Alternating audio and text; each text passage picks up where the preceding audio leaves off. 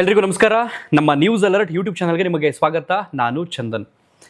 Negative positive ಆಮೇಲೆ ಇರಲಿ, ಮೊದಲಿಗೆ ನಮ್ಮ ಕನ್ನಡದ ಒಬ್ಬ ನಟ ಈ ಒಂದು ವಿನೂತನ ಪ್ರಯತ್ನಕ್ಕೆ ಕೈ ಹಾಕಿದಾರಲ್ಲ, ಪ್ಯಾನ್ ಇಂಡಿಯಾ ಲೆವೆಲ್ ಅಲ್ಲ, ಗ್ಲೋಬಲೈಸೇಷನ್ ಲೆವೆಲಲ್ಲಿ ಈ ಒಂದು ಸಿನಿಮಾವನ್ನು ರಿಲೀಸ್ ಮಾಡಿ ದೊಡ್ಡ ಮಟ್ಟದ ರೆಸ್ಪಾನ್ಸನ್ನು, ದೊಡ್ಡ ಮಟ್ಟದ ಓಪನಿಂಗನ್ನು ಪಡ್ಕೊಂಡು ಗಂಟೆಗೆ 60,000 70,000 ಟಿಕೆಟ್ ಬುಕ್ ಆಗೋ ರೇಂಜ್ಗೆ ಬೆಳೆದು ನಿಂತಿದ್ದಾರಲ್ಲ, ಅದಕ್ಕೆ ಫಸ್ಟ್ ನಾವು ಕಂಗ್ರ್ಯಾಚುಲೇಷನ್ಸ್ ಹೇಳೋಣ. ಆಮೇಲೆ ಸಿನಿಮಾ ಗೆಲ್ಲೋದು ಬಿಡೋದು ಜನಗಳಿಗೆ ಬಿಟ್ಟಿದ್ದು, ಜನ ಗೆಲ್ಲಿಸ್ತಾರ ಬಿಡ್ತಾರ, ಇಷ್ಟ ಆಯಿತು ಅಂತಂದರೆ ಗೆಲ್ಲುತ್ತೆ, ಇಲ್ಲ ಅಂತಂದರೆ ಅಲ್ಲಿಗಾಗುತ್ತೆ.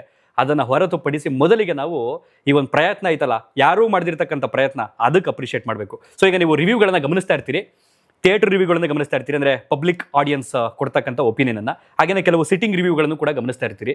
ನಿಮಗೆ ಪಬ್ಲಿಕ್ ರಿವ್ಯೂಗಳಲ್ಲಿ ಬರ್ತಕ್ಕಂಥದ್ರಲ್ಲೂ ಕೂಡ ನೀವು ಕೆಲವು ಇವರೆಲ್ಲ ಆಗದೆ ಇರೋರು ಹಾಗೆ ಹೀಗೆ ಅಂತ ಇರ್ತೀರಿ. ಇನ್ನು ಕೆಲವರು ಕುತ್ಕೊಂಡು ಕೊಡುವಂಥವ್ರು ಕೂಡ ಇವನು ಸರಿ ಇಲ್ಲ ಅಂತ ಇರ್ತೀರಿ. ನನಗೆ ಗೊತ್ತಿಲ್ಲ ಅದ್ರ ಬಗ್ಗೆ. ಬಟ್ ಪಬ್ಲಿಕ್ ರಿವ್ಯೂ ಏನು ಬರ್ತಾ ಇದೆಯಲ್ಲ ಪ್ರೆಸೆಂಟ್, ಅದು ವಾಸ್ತವವಾಗಿದೆ. ಅವ್ರಿಗೆ ಅನಿಸಿದಂಥ ಒಪಿನಿಯನನ್ನು ನೇರವಾಗಿ ಶೇರ್ ಮಾಡ್ಕೊಳ್ತಾ ಇದ್ದಾರೆ ಜನ. ಅದಕ್ಕೆ ಕಾರಣ ಏನೂ ಇದೆ, ಅದು ಏನು ಅಂತ ಈ ರಿವ್ಯೂನಲ್ಲಿ ಕಂಪ್ಲೀಟಾಗಿ ಎಕ್ಸ್ಪ್ಲೇನ್ ಮಾಡ್ತಾ ಹೋಗ್ತೀನಿ. ಅದಕ್ಕೂ ಮೊದಲು ಯಾರಾದರೂ ಹೊಸಬರು ನಮ್ಮ ಚಾನಲ್ಗೆ ಮೊದಲ ಬಾರಿಗೆ ಭೇಟಿ ಕೊಟ್ಟು ಈ ಒಂದು ವಿಡಿಯೋವನ್ನು ನೋಡೋದಕ್ಕೆ ಬಂದಿದ್ದರೆ ಸಬ್ಸ್ಕ್ರೈಬ್ ಮಾಡ್ಕೊಳ್ಳಿ, ಪಕ್ಕದಲ್ಲಿರ್ತಕ್ಕಂಥ ಬೆಲ್ ಐಕನನ್ನು ಕ್ಲಿಕ್ ಮಾಡಿ. ಆರಂಭದಲ್ಲಿ ಹೇಳ್ತೀನಿ, ಇದು ಕನ್ನಡದ ಸಿನಿಮಾನೂ ಅಲ್ಲ, ಇದು ಇಂಡಿಯನ್ ಸಿನಿಮಾನೂ ಅಲ್ಲ, ಇದು ಇಂಗ್ಲಿಷ್ ಜಾನರ್ನ ಸಿನಿಮಾ. ಆ ಒಂದು ಜಾನರ್ನ ಸಿನಿಮಾವನ್ನು ನಮ್ಮ ಕನ್ನಡದ ನಟ ನಮ್ಮ ಇಂಡಿಯಾದಿಂದ ಬೇರೆ ಬೇರೆ ದೇಶಗಳಿಗೆ ರೆಪ್ರೆಸೆಂಟ್ ಮಾಡಿರ್ತಕ್ಕಂಥ ಟಾಕ್ಸಿಕ್ ಸಿನಿಮಾ. ಸೊ ಅರ್ಥ ಆಯಿತು ಅಂತ ಅಂದ್ಕೊಳ್ತೀನಿ. ನಾವು ಯಶ್ ಅವರಿಂದ ತುಂಬ ನಿರೀಕ್ಷೆ ಮಾಡ್ತಿದ್ದಂಥ ಸಿನಿಮಾಗಳೇನಂತಂದರೆ ದೇಸಿ ಸಿನಿಮಾಗಳು, ರಾಮಾಚಾರಿ ಆಗಿರ್ಬೋದು, ಬಂದಂಥ KGF ಆಗಿರ್ಬೋದು, ಆ ಮಾಸ್ ಸಿನಿಮಾಗಳು, ಈ ರೀತಿಯನ್ನು ನಾವು ಎಕ್ಸ್ಪೆಕ್ಟ್ ಮಾಡ್ತಿದ್ದೋ. ಬಟ್ ಈ ಒಂದು ಸಿನಿಮಾದಲ್ಲಿ ಇನ್ನೊಂದು ಹೆಜ್ಜೆ ಮುಂದಕ್ಕೆ ಹೋಗಿ ಅವರು ಮನುಷ್ಯನಿಗೆ ಸಂಬಂಧಪಟ್ಟಂಥದ್ದು, ಅದರಲ್ಲೂ ಒಬ್ಬ ಮನುಷ್ಯ ತನ್ನ ಜೀವನದಲ್ಲಿ ಓಡ್ತಾ ಇರ್ತಾನೆ, ಏನಕ್ಕೋಸ್ಕರ ಓಡ್ತಾ ಇರ್ತೀನಿ ಅನ್ನೋಂಥ ಅರಿವೇ ಇಲ್ಲದೆ ಓಡ್ತಾ ಇರ್ತಾನೆ. ಅವನು ಓಡಿ ತನ್ನ ಸಾಮ್ರಾಜ್ಯ ಅಥವಾ ತನ್ನ ಜೀವನವನ್ನು ಅವನೇ ಹಾಳು ಮಾಡ್ಕೊಳ್ಳೋಂಥ ಪರಿಸ್ಥಿತಿಗೆ ಬಂದು ನಿಂತ್ಕೊಂಡ್ಬಿಡ್ತಾನೆ. ಸೊ ಅಂಥ ಮನುಷ್ಯರಿಗೆ ಬೇಕಾದಂಥ ಒಂದು ಕತೆ, ಒಂದು ಗ್ಯಾಂಗ್ಸ್ಟರ್ ಕತೆ ಇದು. ಸೊ ಸಿಂಪಲ್ ಆಗಿ ಹೇಳ್ಬೇಕು ಅಂತಂದರೆ, ಸಿನಿಮಾದಲ್ಲಿ ಹೇಳಿರ್ತಕ್ಕಂಥ ಡೈಲಾಗ್ ಮೂಲಕನೇ ಹೇಳಬೇಕು ಅಂತಂದರೆ, ಜೇಡ್ರು ಬಲೆಯನ್ನು ಹೆಣ್ದು ಅದರಿಂದ ಆಚೆಗೆ ಬರ್ಬೋದು ತಪ್ಪಿಸ್ಕೊಂಡು, ಬಟ್ ಮನುಷ್ಯ ತನ್ನ ಭಾವನೆಗಳು, ನೆನಪುಗಳು ಏನಿದೆ ಅವುಗಳನ್ನು ಎಣ್ಕೊಂಡಿರ್ತಾನಲ್ಲ, ಅದರಿಂದ ಆಚೆ ಬರೋದಕ್ಕೆ ಸಾಧ್ಯವೇ ಇಲ್ಲ ಅನ್ನೋಂಥದ್ದನ್ನು ಈ ಒಂದು ಕತೆ ಟಾಕ್ಸಿಕ್ ಸಿನಿಮಾದ ಮೂಲಕ ಎತ್ತಿ ತೋರ್ತಾ ಇದೆ. ಸೊ ಸಿನಿಮಾದ ಒನ್ಲೈನ್ ಸ್ಟೋರಿ ಏನಾಗಿದ್ರೆ, ಅಫ್ಕೋರ್ಸ್ 1947 ಇಡೀ ಇಂಡಿಯಾಗೆ ಸ್ವಾತಂತ್ರ್ಯ ಬಂದಿರುತ್ತೆ. ಆದರೆ ಗೋವಾ ಪೋರ್ಚುಗೀಸರ ಆಳ್ವಿಕೆಯಲ್ಲಿ ಇರುತ್ತೆ. ಆ ಒಂದು ಸಂದರ್ಭದಲ್ಲಿ, ಆ ಒಂದು ಜಾಗದಲ್ಲಿ ಇಬ್ಬರು ಅಕ್ಕ ತಮ್ಮ ಇರ್ತಾರೆ. ಅಕ್ಕ ಒಂದು ನಯನತಾರ ಅವರು, ತಮ್ಮ ಒಂದು ರಾಕಿಂಗ್ ಸ್ಟಾರ್ ಯಶ್ ಅವರು, ಗಂಗಾ ರಾಯ. ಸೊ ಆಲ್ರೆಡಿ ಟ್ರೈಲರಲ್ಲಿ ಬಿಡುಗಡೆ ಆಗಿದೆ, ಆ ಒಂದು ಪಾತ್ರದ ರಿವೀಲ್ ಆಗಿದೆ.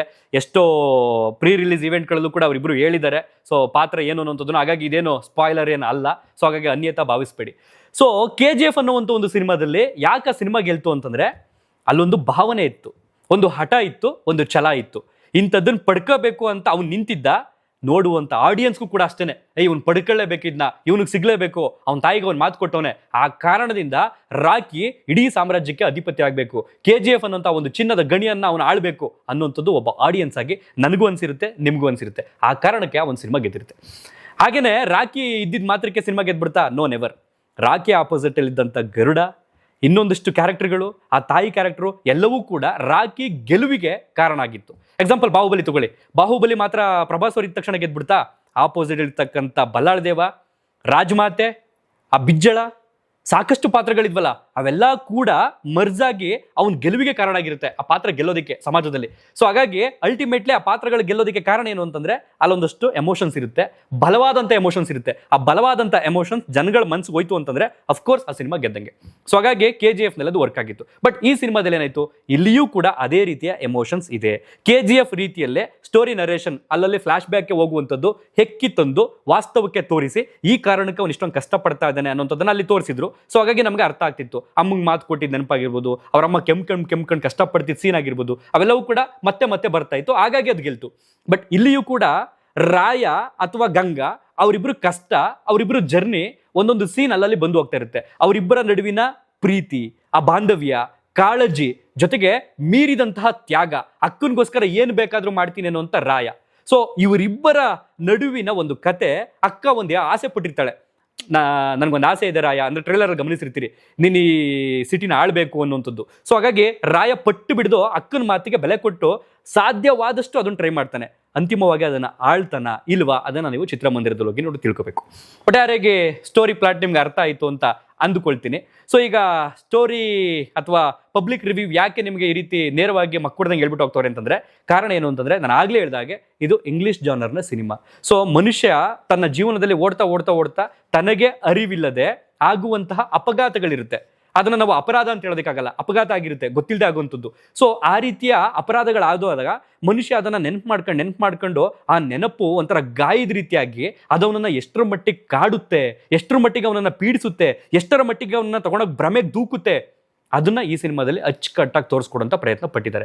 ನಮ್ಮ ಜನಕ್ಕೇನು ಅಂತಂದ್ರೆ ಆರಂಭದಲ್ಲಿ ಇದಕ್ಕೆ ಸಂಬಂಧಪಟ್ಟ ಹಾಗೆ ಆರಂಭದಲ್ಲಿ ಒಂದು 10 ನಿಮಿಷ ಕತೆ ಹೇಳಬೇಕು, ಅದಾದ ನಂತರ ಒಂದು 15 ನಿಮಿಷ ಆಕ್ಷನ್ ಬರಬೇಕು, ಅದಾದ ನಂತರ ಒಂದು 20 ನಿಮಿಷ ರೊಮ್ಯಾಂಟಿಕ್ ಸೀನು ಅವು ಇವು ಸಾಂಗು ಬರಬೇಕು, ಕೊನೆಯಲ್ಲಿ ಸೆಕೆಂಡ್ ಹಾಫ್ ಪೂರ್ತಿ ಹೀರೋ ಹೊಡಿಬೇಕು, ಗೆಲ್ಲಬೇಕು, ನಿಂತ್ಕೋಬೇಕು, ಇದನ್ನ ಎಕ್ಸ್ಪೆಕ್ಟ್ ಮಾಡ್ತಿರ್ತಾರೆ. ಬಟ್ ಇದೊಂದು ವಿನೂತನ ಪ್ರಯತ್ನ ಆಗಿರೋದ್ರಿಂದ, ಇದು ಬೇರೆ ಹಂತದಲ್ಲಿ ಆಗಿರೋದ್ರಿಂದ ಎಷ್ಟೋ ನಾರ್ಮಲ್ ಆಡಿಯನ್ಸ್ಗೆ, ಸಿನಿ ಪ್ರಿಯರಿಗೆ, ಸಿನಿ ಪ್ರೇಕ್ಷಕರಿಗೆ ಒಂಚೂರು ಇರಿಸು ಮುರಿಸು ಆಗಿದೆ ಕಥೆಯ ಪ್ಲಾಟ್ನಲ್ಲಿ.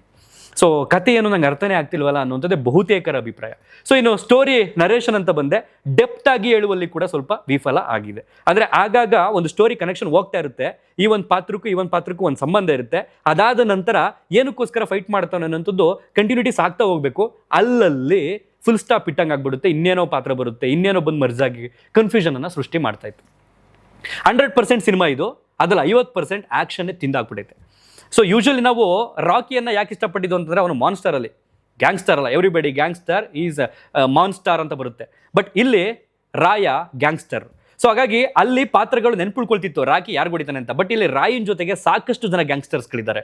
ಇವನಿಗೀಗ ಹೊಡೆದು ಕಳಿಸ್ತಾನೆ ರಾಯ, ಇವನ್ ನಂತರ ಇನ್ನೊಬ್ಬ ಬರ್ತಾನೆ ಅವನ ಕಡೆಯವನು, ಇವನಿಗೂ ಹೊಡಿತಾನೆ ಮತ್ತೆ ಇನ್ನೊಬ್ಬ ಬರ್ತಾನೆ, ಇವನಿಗೂ ಹೊಡಿತಾನೆ ಮತ್ತೆ ಇನ್ನೊಬ್ಬ ಬರ್ತಾನೆ. ಕಂಪ್ಲೀಟ್ ಆಗಿ ಒಂದು ರೌಂಡ್ ಪೂರ್ತಿ 360 ಡಿಗ್ರಿ ಸರ್ಕಲ್ ಅಂತ ಅನ್ಕೊಳ್ಳಿ. ಅಷ್ಟು ಜನ ಬಂದು ಹೋಗೋದ್ರಿಂದ ಪಾತ್ರಗಳು ನೆನಪಲ್ಲಿ ಉಡ್ಕೊಳ್ಳಲ್ಲ.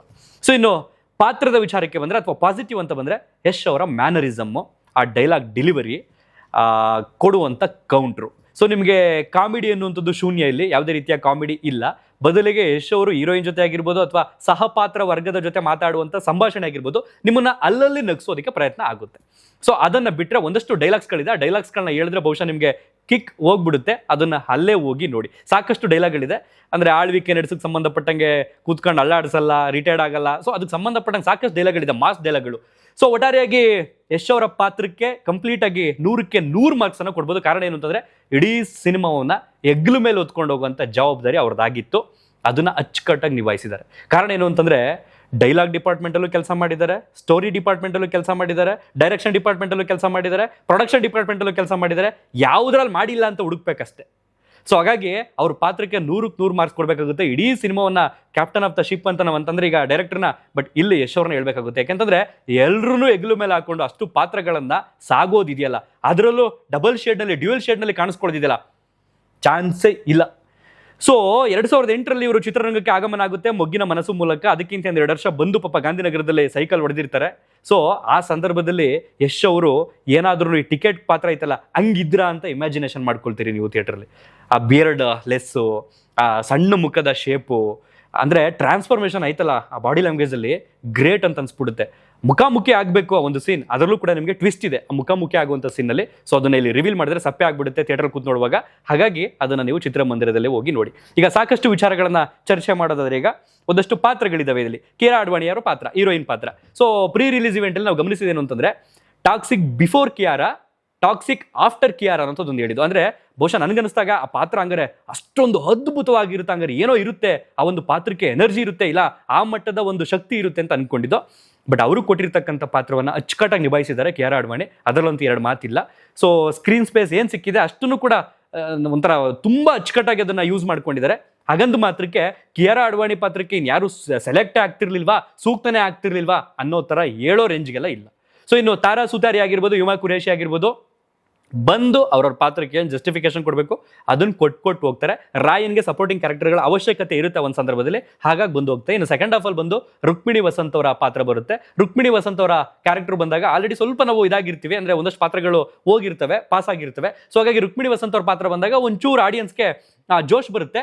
ಮತ್ತೆ ಸಪ್ಪೆ ಆಗ್ಬಿಡುತ್ತೆ. ಅದಕ್ಕೆ ಕಾರಣ ಏನು ಅಂತ ನೀವು ಹೋಗ್ತಾ ಹೋಗ್ತಾ ನೋಡ್ಬೇಕಾಗುತ್ತೆ. ಸೊ ಕಂಪ್ಲೀಟ್ ಆಗಿ ರಾಯನ ರೌದ್ರ ನರ್ತನದಲ್ಲಿ ಬಹುತೇಕ ಪಾತ್ರಗಳಲ್ಲಿ ಸಪ್ಪೆ ಆಗೋಗುತ್ತೆ. ಅಂಡ್ ಎಷ್ಟೋ ಪಾತ್ರಗಳು ನಮಗೆ ನೆನಪಲ್ಲೇ ಉಳ್ಕೊಳ್ಳೋದಿಲ್ಲ. ಕಾರಣ ಏನು ಅಂತಂದ್ರೆ ಬಹುತೇಕ ಗ್ಯಾಂಗ್ಸ್ಟರ್ಸ್ಗಳ ಫೈಟ್ ಆಗಿರೋದ್ರಿಂದ ನಿಮಗೆ ಅಲ್ಲಲ್ಲಿ ನೆನಪಲ್ಲಿ ಉಳ್ಕೊಳ್ಳುವಂಥ ಕ್ಯಾರೆಕ್ಟರ್ಗಳು ಯಾವೂ ಇಲ್ಲ.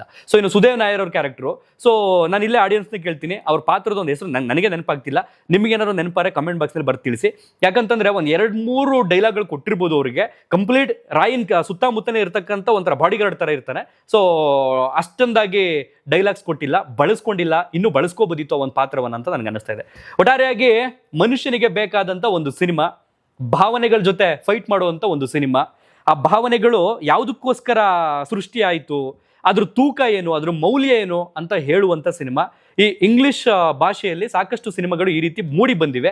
ಸೊ ಆ ರೀತಿಯ ಸಿನಿಮಾಗಳನ್ನ ನೋಡಿ ನಂಗೆ ತುಂಬಾ ಇಷ್ಟ ಆಗುತ್ತಪ್ಪ ಅನ್ನೋಂಥವ್ರು ಅಚ್ಚುಕಟ್ಟಾಗಿ ಹೋಗಿ ಚಿತ್ರಮಂದಿರದಲ್ಲಿ ಒಂದು ಸಿನಿಮಾವನ್ನ ಎಂಜಾಯ್ ಮಾಡ್ಬೋದು. ಇನ್ನು ಈ ಒಂದು ಸಿನಿಮಾವನ್ನ ಎಲ್ಲೆಲ್ಲಿ ಶೂಟಿಂಗ್ ಮಾಡಿದ್ದಾರೆ ಅಂತಂದ್ರೆ ಬೆಂಗಳೂರಿನ ಪ್ಯಾಲೇಸ್ ಗ್ರೌಂಡ್ ಆಗಿರ್ಬೋದು, ಪೀಣ್ಯ ಬೆಲ್ಟ್ ಆಗಿರ್ಬೋದು, ತಮಿಳುನಾಡಿನ ತೂತುಕುಡಿ ಆಗಿರ್ಬೋದು, ಆ ಗೋವಾ ಬೀಚ್ ಆಗಿರ್ಬೋದು, ರಾಜಸ್ಥಾನ್ ಜೈಪುರ್ ಆಗಿರ್ಬೋದು, ಮುಂಬೈ ಫಿಲ್ಮ್ ಸಿಟಿ ಆಗಿರ್ಬೋದು, ಸಾಕಷ್ಟು ಸೆಟ್ಗಳಲ್ಲಿ ಸಾಕಷ್ಟು ಪ್ರದೇಶಗಳಲ್ಲಿ ಈ ಒಂದು ಸಿನಿಮಾವನ್ನ ಚಿತ್ರೀಕರಣ ಮಾಡಿದ್ದಾರೆ. ಸೊ ಆ ಸಂದರ್ಭದಲ್ಲಿ ಸ್ವಾತಂತ್ರ್ಯ ಬಂದ ನಂತರ ಆ ಸಂದರ್ಭದಲ್ಲಿ ಹೆಂಗಿರ್ಬೋದು, ಆ ಮಾದಕ ವಸ್ತುಗಳ ಸಾಗಣೆ ಆಗಿರ್ಬೋದು, ಆ ವೆಪನ್ಸ್ ಆಗಿರ್ಬೋದು, ಸೊ ಆ ಸಂದರ್ಭದಲ್ಲಿ ಗ್ಯಾಂಗ್ಸ್ಟರ್ಗಳ ದಬ್ಬಾಳಿಕೆ ಅಥವಾ ಪ್ರಬಲವಾಗಿ ಅವ್ರು ಹೆಂಗ್ ಬೇರೂರಿದ್ರು ಎಲ್ಲವನ್ನು ಕೂಡ ಇದರಲ್ಲಿ ತೋರಿಸುವಂತ ಪ್ರಯತ್ನ ಪಟ್ಟಿದ್ದಾರೆ. ಒಟ್ಟಾರೆಯಾಗಿ ಕಂಪೇರ್ ಟು KGF ಅಥವಾ KGF ಅನ್ನ ಬಿಟ್ಟು ನಾನು ಹೇಳ್ಬೇಕು ಅಂತಂದ್ರೆ ಇಲ್ಲಿ ಅಲ್ಲಿ ಅವನು ಏನನ್ನೋ ಒಂದು ಪಡ್ಕೊಳ್ಳೋದಕ್ಕೆ ಅಥವಾ ಒಂದು ಗುರಿ ಎತ್ತಕ್ಕೆ ಹೋಗ್ತಾನೆ ಅಂತಂದಾಗ ಡೆಫಿನೆಟ್ಲಿ ಅದಕ್ಕೆ ಒಬ್ಬ ಆಡಿಯನ್ಸ್ ಆಗಿ ನಾವು ಕೂಡ ಪುಷ್ ಮಾಡ್ತಿದ್ದು, ನೋಡುವಂಥವ್ರು ಕೂಡ ಗೆದ್ಬಿಡ್ಲಪ್ಪ ಈ ಸಿನಿಮಾದಲ್ಲಿ ಇವ್ನು ಗೆದ್ಬಿಡ್ಬೇಕಪ್ಪ, ಈ ಪಾತ್ರ ಗೆದ್ಬಿಡ್ಬೇಕಪ್ಪ ಅನ್ನೋ ರೀತಿ. ಬಟ್ ಇಲ್ಲಿ ಅವ್ನು ಯಾವುದಕ್ಕೋಸ್ಕರ ಹೋರಾಟ ಮಾಡ್ತಾನೆ, ಅವ್ನ ಡೆಸ್ಟಿನಿ ಏನು ಅನ್ನುವಂಥದ್ದು ಸ್ವಲ್ಪ ಕನ್ಫ್ಯೂಷನ್ ಇಲ್ಲಿ.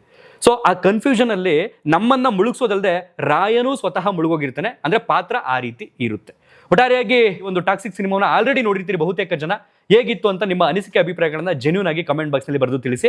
ಸೊ ಕೆಲವರು ಬೇಕು ಅಂತ ನೆಗೆಟಿವಿಟಿ ಮಾಡ್ತಾ ಇದ್ದಾರೆ, ಸಿನಿಮಾನೇ ನೋಡದೆ ಎಷ್ಟೋ ಜನ ಮಾಡ್ತಾ ಇದ್ದಾರೆ. ಅಂಡ್ ಕೋರ್ಟ್ ಗ್ಯಾಗ್ ಆದೇಶವೂ ಕೂಡ ಇದೆ ಇದಕ್ಕೆ ಸಂಬಂಧಪಟ್ಟ ಹಾಗೆ.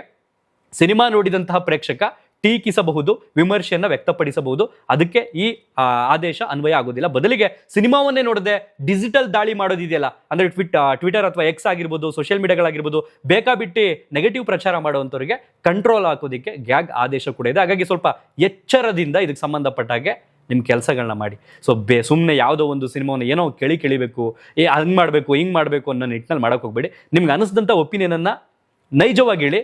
ಇವತ್ತು ಸುಳ್ಳು ಹೇಳ್ಬೋದು ಅಥವಾ ನಿಜ ಹೇಳ್ಬೋದು, ನಾಳೆ ಬೆಳಗ್ಗೆ ultimately original report, genuine report ಬಂದೇ ಬರುತ್ತೆ. ಹಾಗಾಗಿ ವಾಸ್ತವ ಏನಿದೆ ಅದನ್ನ ಹೇಳ್ತಾ ನನಗೆ ಅನಿಸಿದಂಥ ವಿಚಾರಗಳನ್ನ ಇಲ್ಲಿ ಶೇರ್ ಮಾಡ್ಕೊಳ್ತಾ ಈ ಒಂದು ರಿವ್ಯೂ ನನಗೆ ಮುಗಿಸ್ತಾನಂತಿದ್ದೀನಿ. ಟೆಕ್ನಿಕಲ್ ವಿಚಾರಕ್ಕೆ ಬಂತು ಅಂತಂದ್ರೆ ಉಜ್ವಲ್ ಕುಲಕರ್ಣಿ KGF 2ಗೆ ಮಾಡಿದಂತಹ ಎಡಿಟರ್ ಈ ಒಂದು ಸಿನಿಮಾದಲ್ಲೂ ಕೂಡ ಆಸ್ ಯೂಶುವಲ್ ನೀವು KGF 2 ಅಲ್ಲಿ ಏನು ಗಮನಿಸಿರ್ತೀರಿ ಆ ಪಾರ್ಟ್ನಲ್ಲಿ ಅದೇ ಎಡಿಟಿಂಗ್ ಇಲ್ಲೂ ಕೂಡ ಮುಂದುವರಿಯುತ್ತೆ. ಒಟ್ಟಾರೆಯಾಗಿ ಒಂದ್ ಲೈನಲ್ಲಿ ಹೇಳಿ ಮುಗಿಸ್ಬೇಕು ಅಂತಂದ್ರೆ cinema making next level rich, but ಕಥೆಯಲ್ಲಿ ಅಷ್ಟೇನೂ ಇಲ್ಲ ಹೆಚ್ಚು. ಸೊ ಮತ್ತೊಂದು ರಿವ್ಯೂ ವಿಡಿಯೋದಲ್ಲಿ ಅಥವಾ ಬೇರೆ ಕಂಟೆಂಟಲ್ಲಿ ಸಿಗೋಣ. ಧನ್ಯವಾದ.